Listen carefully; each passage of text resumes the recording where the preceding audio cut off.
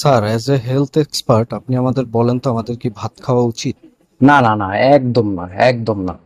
আমি আসলে সবসময় রিসার্চ থেকে কথা বলি।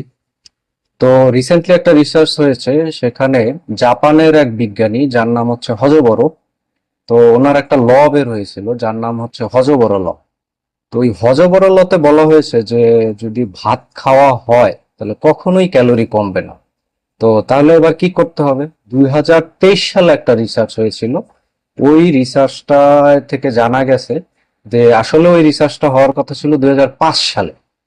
তো ওই 5 সালের রিসার্চের রিপোর্ট যা ছিল তা হলো যে আসলে ওই রিসার্চটা হয়ই নাই। আচ্ছা স্যার, তাহলে কি রুটি খাওয়া যাবে? না না না না, এটা নিয়েও একটা রিসার্চ হয়েছে। রিসার্চটা হচ্ছে institute of science arts commerce থেকে এই রিসার্চটা করা হয়েছে। ওরা করেছে কি 100 জন লোককে 1 মাস রুটি খেতে দিয়েছিল। তো ওই রিপোর্টটার যেদিন রেজাল্ট দিবে ওদিন ডক্টর বলেছিল যে যেদিন সবার ব্লাড স্যাম্পল দিতে আসার কথা ওদিন কেউ আসেই নাই। কেন বলুন তো স্যার? কারণ ওদিন হচ্ছে রুটির সাথে তরকারি দেয় নাই। তাহলে স্যার আমাদের কি করা উচিত, একটু সাজেশন দিন। হ্যাঁ, এটা good question. As a health expert আমি এটা বলবো যে দুপুরে সবসময় লাঞ্চ করা উচিত, আর রাতে ডিনার। রাতে কখনোই লাঞ্চ করা যাবে না।